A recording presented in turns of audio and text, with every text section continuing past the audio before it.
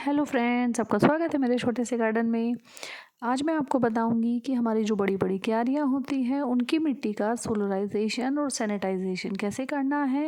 यानी कि उसकी मिट्टी में जो कीड़े होते हैं, जो चींटियों के अंडे होते हैं और जो फंगस होती है उसको कैसे हटाना है। तो आप मेरी वीडियो में बने रहें और मेरी वीडियो को पूरा देखें और मेरे चैनल को सब्सक्राइब करें।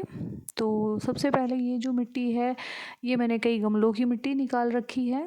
तो इस तरह से भी आप मिट्टी को धूप में सुखा के, पूरी जो मिट्टी है वो गमलों से निकाल के ज़मीन पर सुखा के उसे अच्छे से सोलराइज कर सकते हैं। और जो इसके गमले होते हैं, बाल्टियाँ होती हैं, उन्हें भी आप पानी से अच्छे से धो दें और धूप ज़रूर दिखाएं, जिससे उनका भी सैनिटाइजेशन हो जाता है।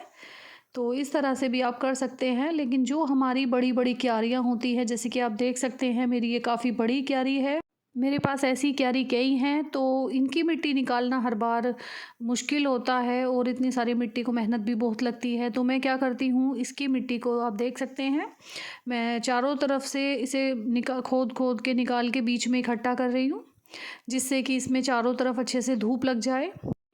मैं आपको अपनी क्यारी की मिट्टी पूरा अच्छे से करके दिखाऊंगी कि मैं किस तरह से करती हूँ, कितने दिन के लिए सुखाती हूँ, पहले क्या करती हूँ, फिर बाद में क्या करती हूँ।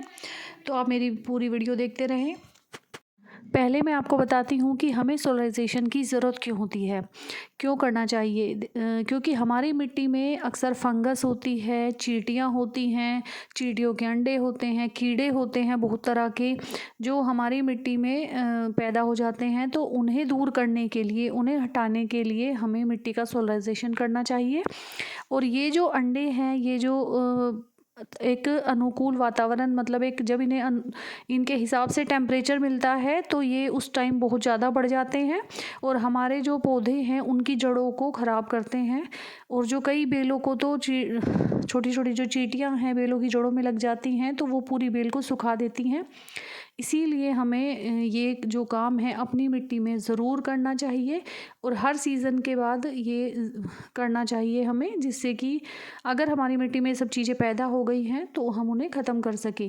क्योंकि हम ऑर्गेनिक गार्डनिंग करते हैं, कोई केमिकल नहीं डालते, इसीलिए इसी तरह से हम अपनी मिट्टी को शुद्ध कर सकते हैं। और आप देख सकते हैं कि जो मेरी क्यारी है, मैं उन सभी क्यारियों को चारों तरफ से मिट्टी खोदकर मैंने बीच में इकट्ठी कर दी है। और बीच में इकट्ठी करने के बाद मैं इसमें एक दिन की धूप दिखाऊंगी और मैं थोड़ी मिट्टी को बीच बीच में हिलाती भी रहूँगी, मतलब मिट्टी को ऊपर नीचे भी करती रहूँगी, जिससे कि पूरी मिट्टी सूख जाए। और एक दिन बाद भी मैं इसमें क्या करूँगी, मैं आपको अभी बताऊँगी। तो एक दिन सूखने के बाद आप देख सकते हैं, एक दिन में चारों तरफ से मैं आपको दिखाऊंगी मेरी मिट्टी पूरी सूख चुकी है। तो अब मैं इसमें इस मिट्टी को पूरा साइड साइड में कर दूंगी, पूरा बीच का हिस्सा जो है वो खाली करूंगी और सारी जो मिट्टी है वो किनारे पर चारों तरफ कर दूंगी। तो आप देखिए मैं ये कैसे करती हूँ।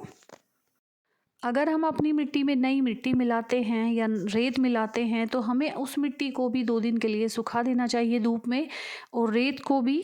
और उसे इस्तेमाल करने से पहले 2 दिन सुखाने के बाद छान सकते हैं हम किसी भी छन्नी से, तब हम इस्तेमाल करें, जिससे कि उसमें जो भी कुछ ख़राब चीज़ें आई हैं, किसी चीज़ के अंडे आए हैं, कोई कीड़े आए हैं, कोई भी बीमारी है, फंगस है, तो वो पहले ही दूर हो जाए, तब हम उसे अपनी मिट्टी में मिलाएं।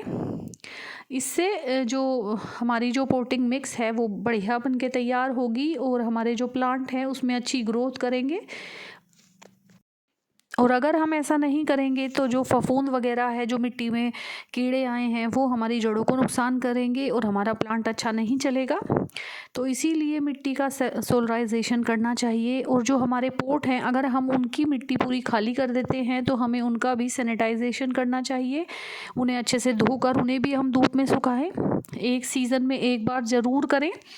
तो इस तरह से मैं हमेशा अपनी जो मिट्टी है क्यारियों की करती हूँ। आप देख सकते हैं मैंने अब बीच में से पूरी मिट्टी को हटा दिया है और किनारे पर कर दिया है।